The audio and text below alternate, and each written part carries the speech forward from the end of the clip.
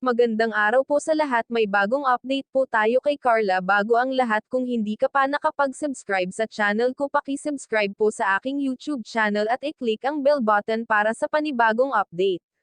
Mga kalingap, pinuntahan nila muli si Carla para sa update sa kanya, kakagaling lamang ng eskwela ito. Saktong kakadating lang ng kalingap, may kakaibang napansin tayo sa bahay ni Rose Ann. Mga ka-viewers, ano ito? Tandang pananong. Mukhang sa ating paningin ay gumanda at lalong luminis ang kanilang bahay.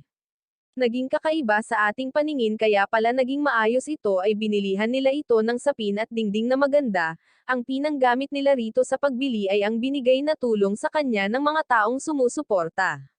Dahil gusto ni Carla na manatiling maayos at malinis ang kanilang bahay kahit maliit lang ito. Grabe mga kalingap, kahit ganon na lamang ang bahay nila, may pagmamahal si Carla sa bahay nila, gusto niya talagang ayusin ito.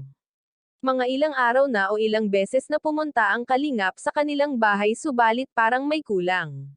Napansin niyo ba na palaging wala doon ang nanay ni Carla at hindi nakakasama sa interview sa kanya? Ano kaya pinagkakaabalahan nito? Maaring busy ito kaya di natin napapansin, may dahilan naman siguro kung bakit hindi ito makita sa bahay nila. Tatlo lamang sila na nasa bahay, subalit habang kinakausap si Carla ni Jomar ay parang kinikilig, di makatingin ng diretsyo sa mga mata ni Jomar at sabay tawa. Sa aking pananaw ay nahihiya ito, pero bakit na lamang ganon ang kanyang reaksyon kapag kaharap na niya si Jomar?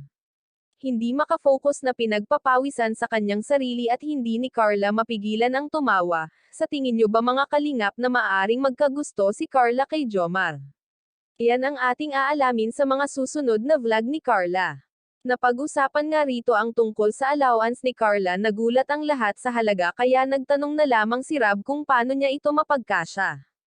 Naglalakad pala itong si Carla pauwi dahil kapos sa budget, subalit ngayon sabi ni Carla kahit hindi man sila makapagtinda ng puto, kahit papano may mapagkukunan na. Pero itutuloy pa rin niya ang pagtitinda ng puto. Sana ay may natutunan kayo sa aking ibinahaging kunting kaalaman sa inyo at sa manunood na nag-aabang sa Kalingap.